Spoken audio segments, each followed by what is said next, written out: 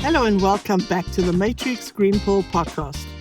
I'm your host, Hilmarie Hutchison, and today's guest is someone who blends environmental innovation, conscious leadership, and self-discovery into a powerful message for change makers and creators around the world. Dr. Beatrix Henkel is an industrial hemp enthusiast, systems thinker, and speaker with more than 2 decades of experience exploring global education systems and co-developing eco-projects across Ukraine, Hungary, and the UAE.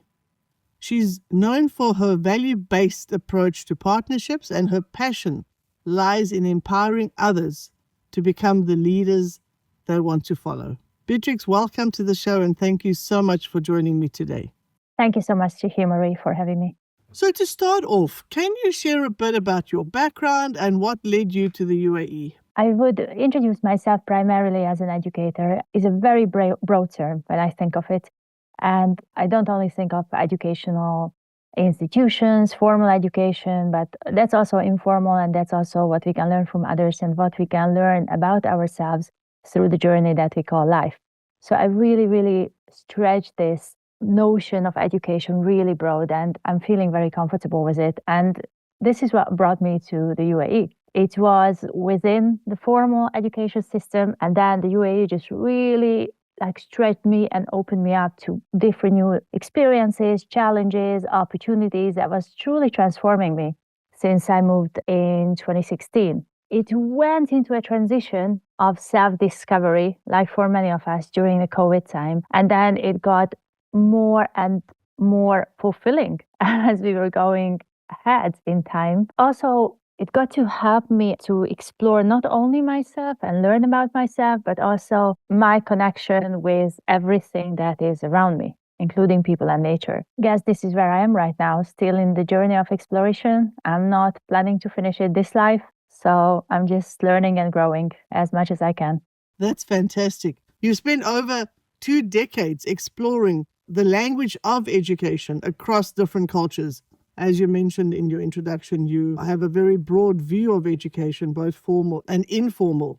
What are the key lessons that have stood out to you from your global experience? This phrase of language of educational institutions, it came from me being a language teacher, basically, and exploring language teaching, developing curricula for language teachers, assessing language teachers, and leadership, and all different kind of areas throughout the years. It went into where I'm right now, looking at educational institutions and other organizations and non-profits and for-profits and all of it, and individuals as well as systems. An eye-opening moment for me, to look at everything as systems and the connections among systems. It's a very powerful thing to understand how we are built up and how our voice is also the voice of many. And our connection to others is how we see us and how we see ourselves. It's kind of coming to life in what we see around us, in people, in situations, in conversations. This is something that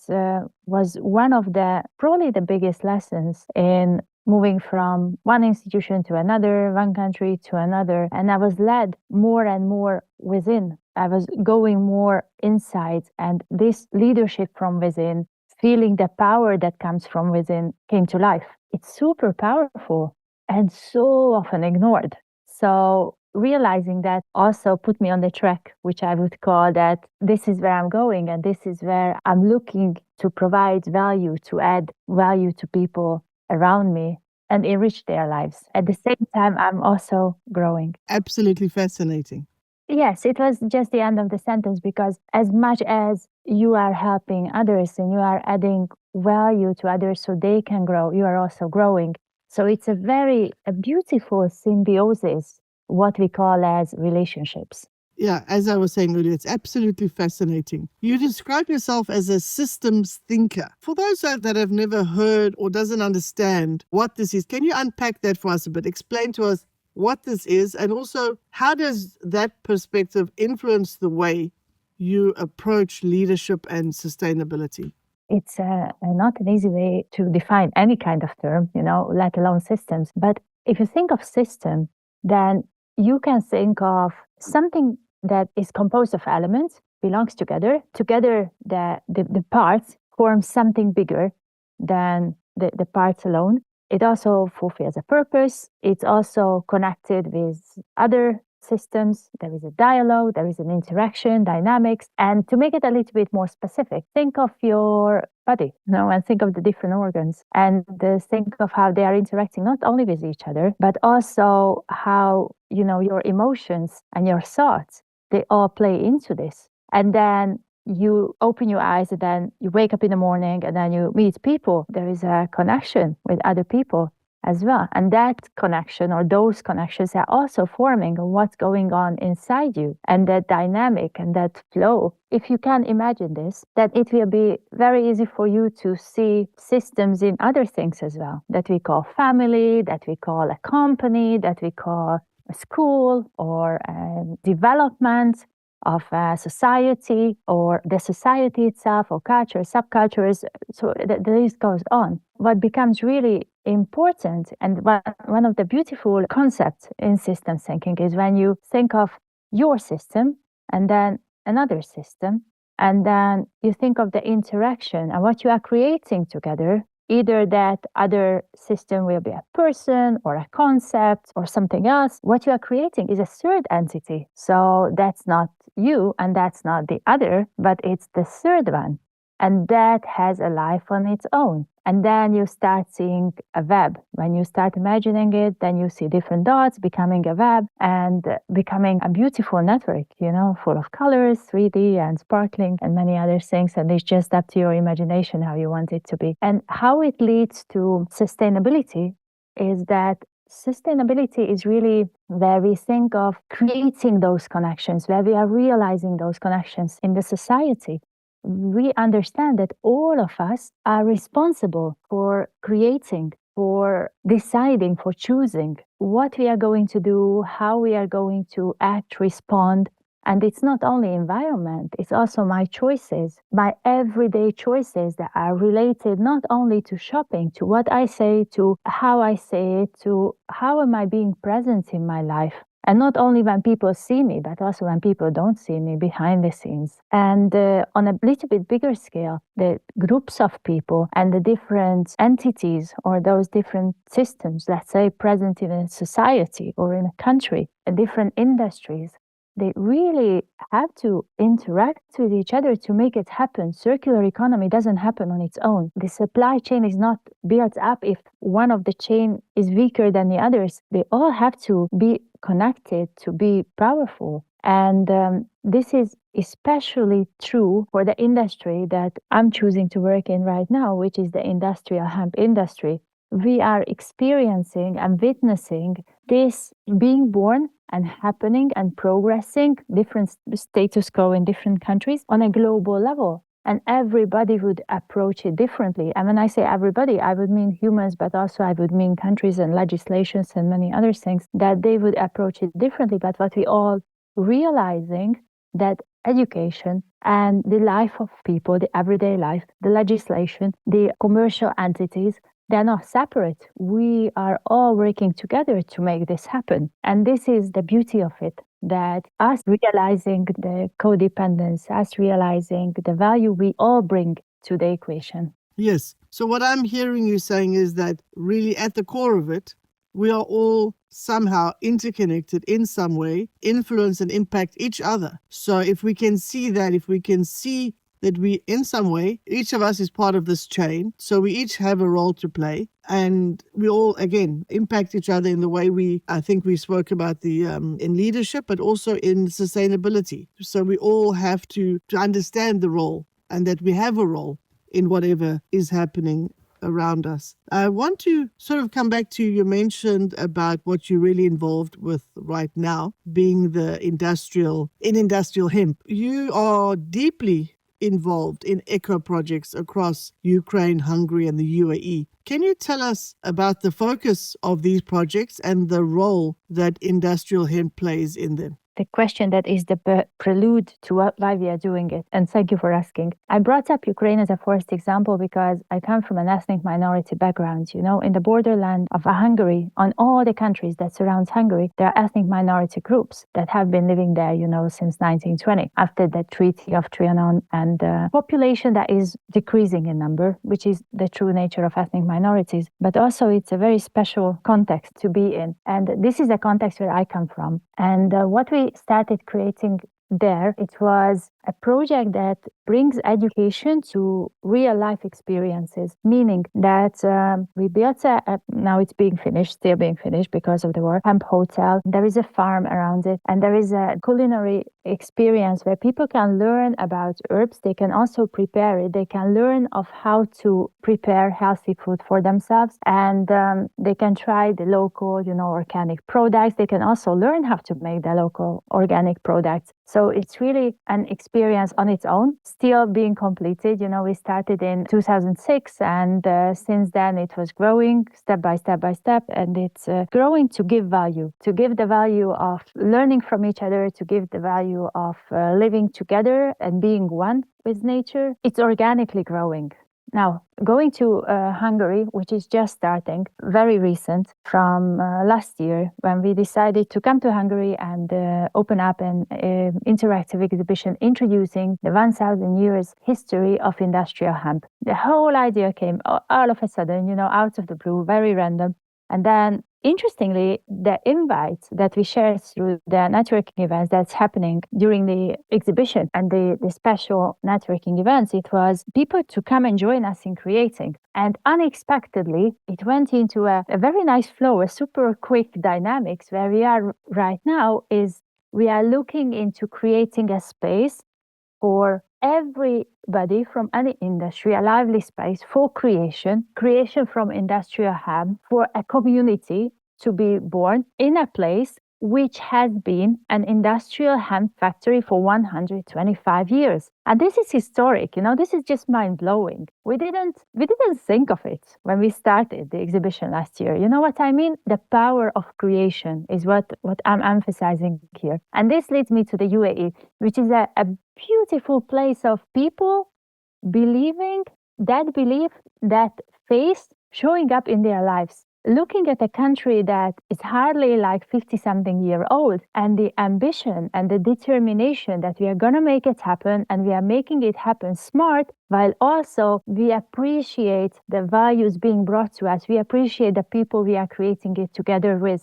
And we are open. We are open to learn from everyone. And if needed, we go and learn from them. We go in for international tours. We learn about best practices. We bring them to our country. We create this hub of learning and innovation. In this space, also, how we brought in industrial hemp, it was the learning, it was the workshops, it was the experiencing the natural fiber, working with natural fibers, and realizing the power of creation, that we don't have to give away our choices, we don't have to give away our freedom, we don't have to just live a life that we don't enjoy. Instead, we take it all back and we start looking at what I can create that truly believe, and something that truly brings me joy, and something that truly gives me a purpose. And this is open call, and it's probably going to be open call for the coming decades, that we want to invite people to create for others, to create with value, and to create from within. You've covered so much there, so interesting,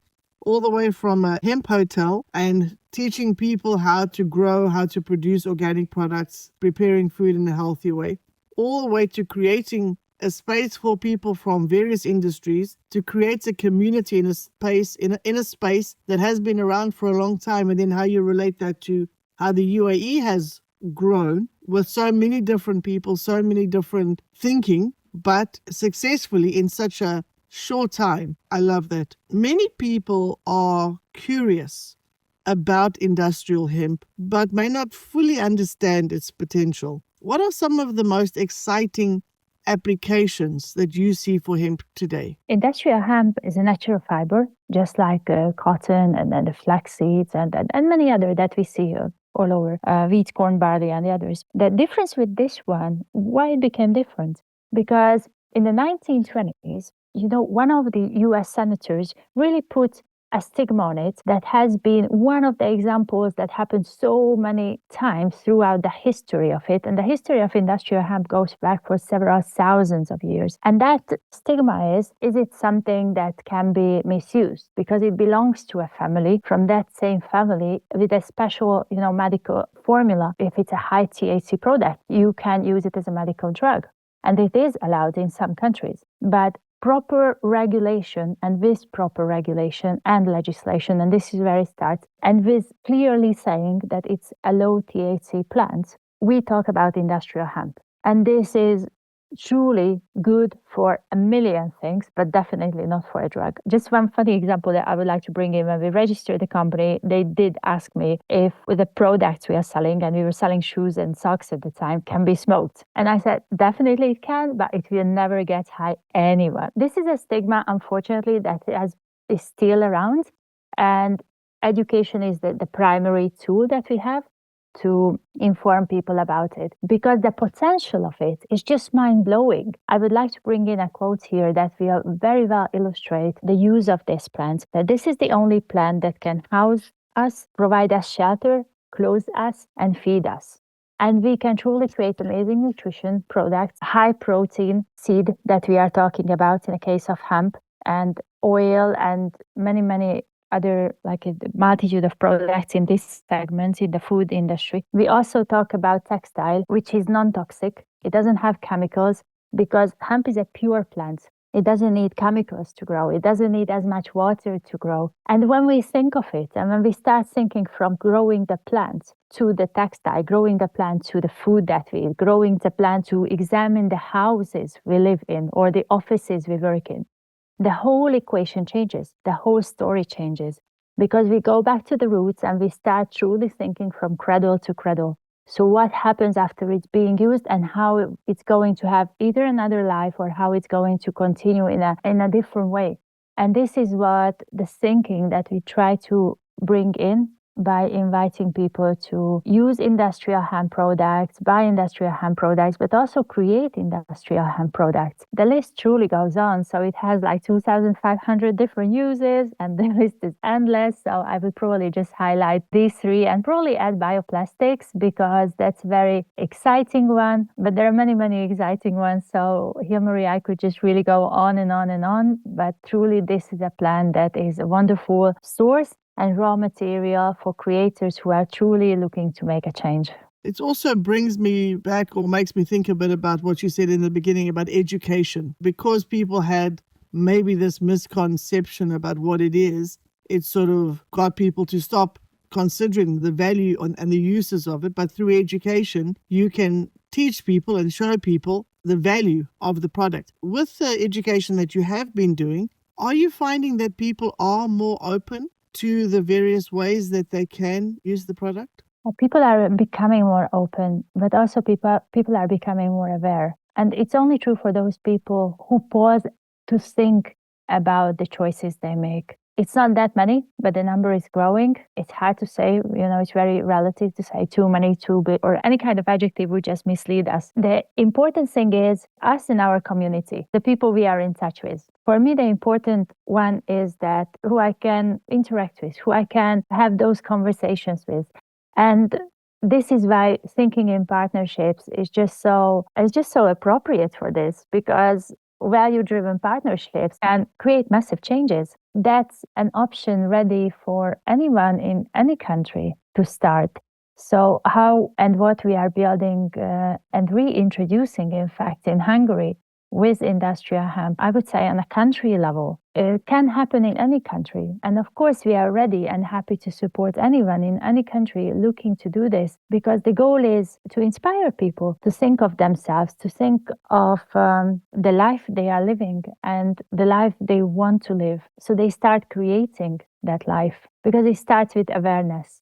And that awareness is truly the key to industrial hemp, but for many other things as well, as it is the key to growth. I love that you have taken something that's natural, something that might have been marginalized over the last 100 years, is bringing it back to the forefront to show people the benefit of using natural products and how that can benefit us, and then how that benefits the planet, how that benefits sustainability in the long run. So it's a fantastic work that you are doing in educating people, in bringing to the forefront the value of hemp. What is next for you? Are there any upcoming projects or ideas that you are particularly excited about right now? Right now, I feel I'm in a state where it's not about the next project, which happens anyway. So there are always projects popping up. It's being present in every moment in my life, being present in every project. But it really comes back to me being present in the moment, being mindful, being aligned, being balanced. It really comes back to it.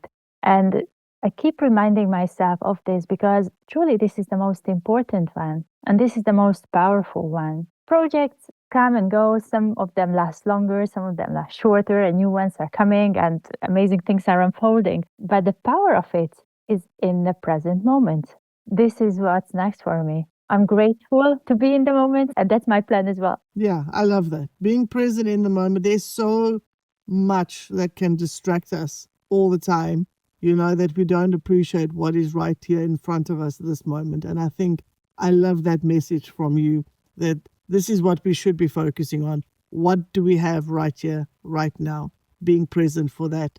And as you say, all the other things will come. That's not going to stop, but enjoying every moment and being aware of every moment along the way. I think that's an excellent takeaway. Now we've come to the segment of our show where I will ask you some rapid fire questions, our version of a game show. Are you ready? Yes.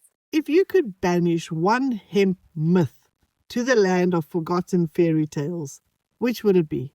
I would say that hemp is a blessing. So hemp is not a curse, hemp is a blessing. Very good. What is one habit or ritual that you do every day? Practicing mindfulness and practicing being present in the moment. What is your favorite quote or mantra? Become the leader you want to follow. Yes, we never got to unpack that part, but that'll have to be for another podcast. In one word, how do you describe your purpose? Unconditional love.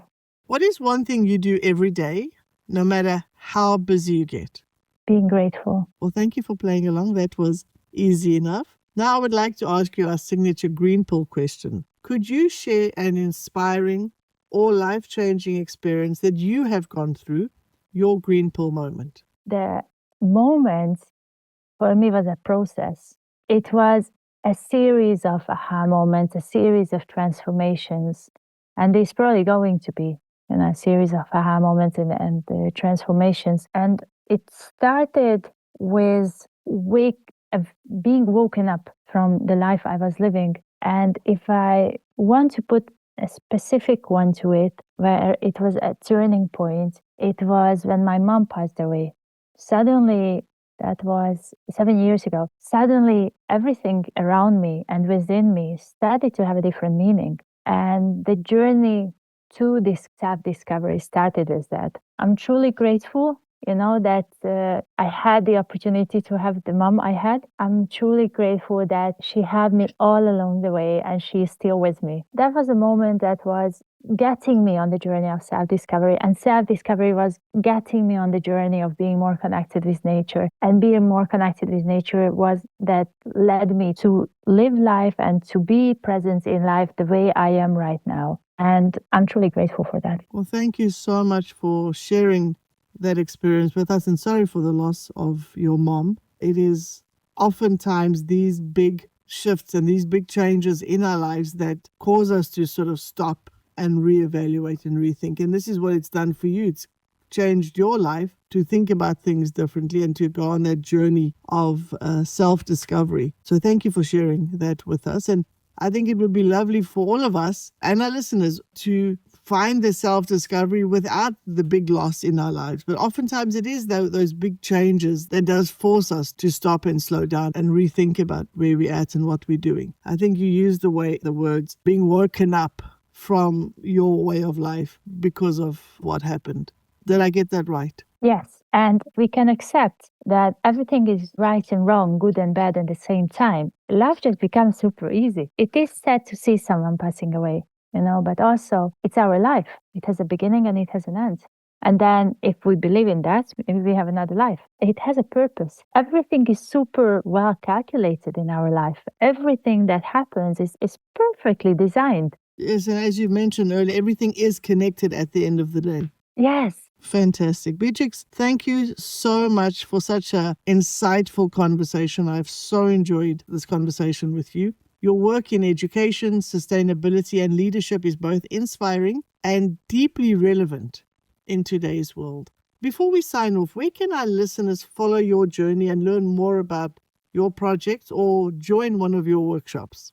I think anywhere, basically on the internet. So Hempy People can be a keyword for hemp and hemp projects, but we have new branches as well. And for me, it's just Googling me is good enough to bring up everything that is relevant and can help. And then we can get connected on any of the platforms. And thank you so much for having me, Hilmarie. And thank you for the great work you are doing. Thank you so much. It really has been a pleasure having you. So what people want to look for in Google, easy to find, Hempy People. That brings everyone to find you, or your name, Beatrix Henkel. Then they can also find more about the work that you're doing and the workshops that you have available. And to our audience, thank you for tuning in to another episode of the Matrix Green Pill podcast. If you enjoyed this conversation, don't forget to subscribe, leave us a 5-star review, and come back next week for more stories from extraordinary change makers. Until then, stay grounded, stay curious, and become the leader you want to follow. If you enjoy our conversations, please like and subscribe. See you next Wednesday.